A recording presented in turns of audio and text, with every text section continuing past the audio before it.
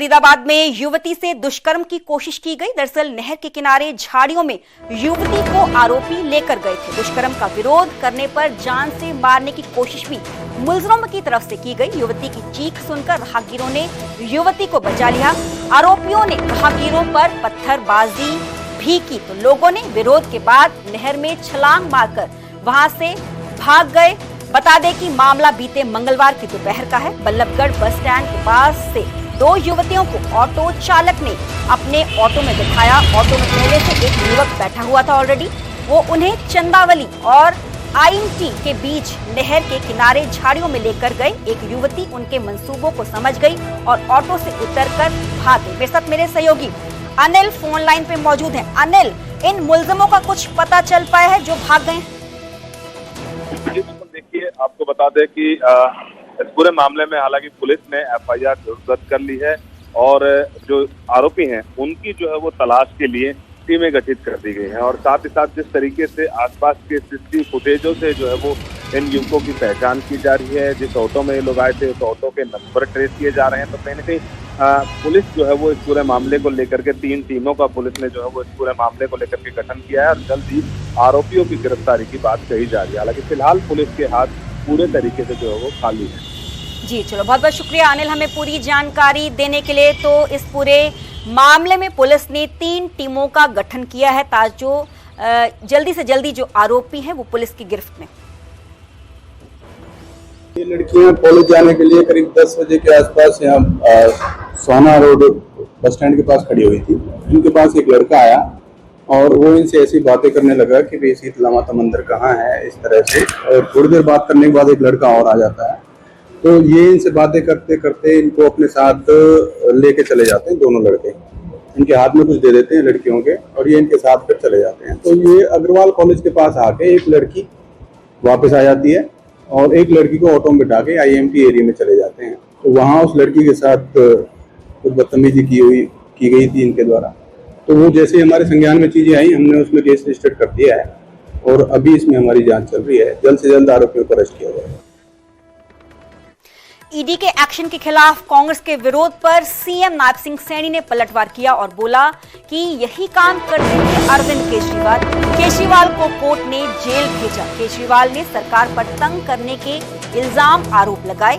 विरोध के बजाय कांग्रेस एजेंसियों का सहयोग कर तो पलटवार किया गया है सीएम नायब सिंह सैनी की तरफ से, क्योंकि बीते ही कल कांग्रेस की तरफ से ईडी दफ्तर के बाहर प्रदर्शन किया गया था। क्योंकि हाल ही में जो नेशनल हेराल्ड केस है उस पूरे मामले में ईडी की तरफ से चार्जशीट दाखिल की गई है। सोनिया गांधी का नाम सबसे ऊपर है। दूसरे नंबर पर नाम राहुल गांधी का है, जिसको लेकर कांग्रेस की तरफ से सारे ही देश भर में ईडी दफ्तरों के बाहर प्रदर्शन भी किया गया था। पर अब सीएम नायब सिंह सैनी पलटवार करते हुए नजर आ रहे हैं। उनकी तरफ से कहा गया है कि यही काम करते थे अरविंद केजरीवाल। केजरीवाल को कोर्ट ने जेल भेजा। केजरीवाल ने सरकार पर तंग करने के इल्जाम लगाए। विरोध के बजाय कांग्रेस एजेंसियों का सहयोग करे। केजरीवाल भी यही कह रहा था, कहा जी मेरे को तंग करा जा रहा। कोर्ट ने उसको अंदर घेर दिया था। जब कहीं ना कहीं कोई गलत काम है तो फिर तो वो पूछताछ तो करेंगे। उसमें दिक्कत क्या है, तकलीफ क्या है? अगर कोई स्पष्ट है तो स्पष्ट है, अगर स्पष्ट नहीं है तो कर लेनी चाहिए, जाके उसमें सहयोग करना चाहिए। आगे बढ़ेंगे और बात करेंगे कुरुक्षेत्र की। कुरुक्षेत्र के बीड़ मथाना गांव में सीएम नायब सिंह सैनी पहुंचे। सीएम नायब सिंह सैनी ने गुरुद्वारा साहब में माथा टेका। गांव के गुरुद्वारा साहब के गेट का उद्घाटन उनकी तरफ से किया गया। गुरुद्वारा साहब के विकास के लिए 11 लाख देने की घोषणा भी उनकी तरफ से की गई। वक्फ बिल पर सीएम नायब सिंह सैनी ने कहा कि मुस्लिम समाज के हित में वक्फ संशोधन कानून है। पूरा मुस्लिम समाज इस वक्फ बिल के समर्थन में है, परंतु जिनकी राजनीतिक दुकानदारी इसके ऊपर चलती थी वो विरोध कर रहे हैं। क्योंकि इसका बड़ा लाभ मुस्लिम समाज को भी है, क्योंकि कांग्रेस ने आनन फानन में वोट को सुरक्षित करने के लिए ये बिल लेकर के आ गए।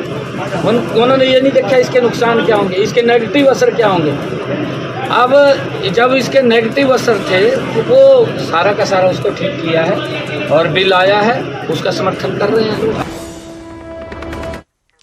सीएम नायब सिंह सैनी रोहतक में बास्केटबॉल प्रतियोगिता का शुभारंभ करेंगे। हेलीकॉप्टर से किलोई गांव पहुंचे हैं सीएम नायब सिंह सैनी। तीसरी अखिल भारतीय शिव कुमार प्रतियोगिता का शुभारंभ उनकी तरफ से किया जाएगा। खिलाड़ियों के साथ बैठकर मानेसर के लिए रवाना भी होंगे CM Nayab Singh Saini. CM Nayab Singh Saini basketball प्रतियोगिता का चैंपियनशिप का शुभारंभ करेंगे। सीएम नायब सिंह सैनी रोहतक पहुंच चुके हैं। हेलीकॉप्टर से किलोई गांव पहुंचे हैं। तीसरी अखिल भारतीय शिव कुमार प्रतियोगिता का शुभारंभ इनकी तरफ से किया जाएगा। बाद में खिलाड़ियों के साथ बैठकर मानेसर के लिए रवाना भी।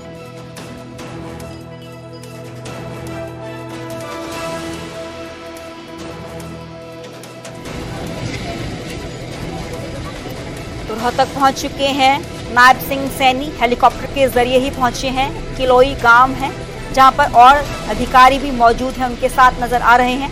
यहां पर सीएम नायब सिंह सैनी बास्केटबॉल प्रतियोगिता चैंपियनशिप का शुभारंभ करेंगे।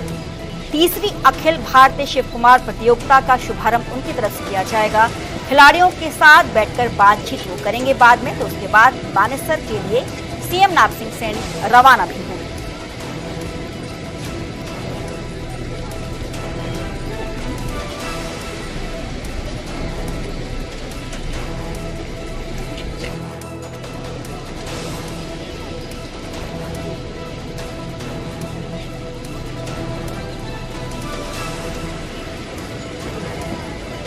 मेरे साथ मेरे सहयोगी धीरेन्द्र चौधरी फोन लाइन पर मौजूद है। धीरेन्द्र, जानना चाहेंगे आज का क्या कुछ प्रोग्राम सीएम नायब सिंह सैनी का रहने वाला है?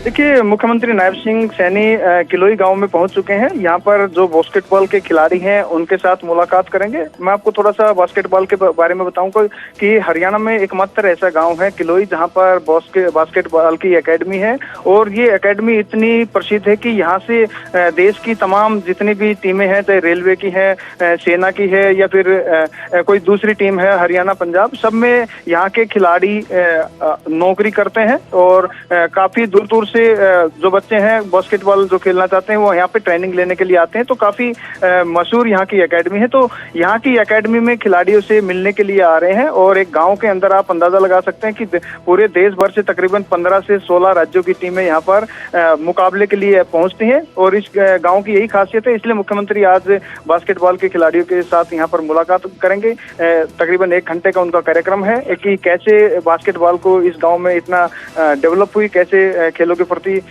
खिलाड़ियों का रुझान बना। और बास्केटबॉल जो कि आमतौर पर हम देखते हैं कि बड़े बड़े स्टेडियम होते हैं, वहां पर खेल का एक माहौल होता है, लेकिन एक गांव में इस तरह का माहौल होना काबिले तारीफ है। और मुख्यमंत्री खिलाड़ियों से यही बात करने के लिए आ रहे हैं और कुछ छोटी मोटी अगर जो दिक्कतें हैं, उनको जरूरतें हैं, उनका भी समाधान करेंगे। जी चलिए, बहुत बहुत शुक्रिया धीरेन्द्र हमें पूरी जानकारी देने के लिए।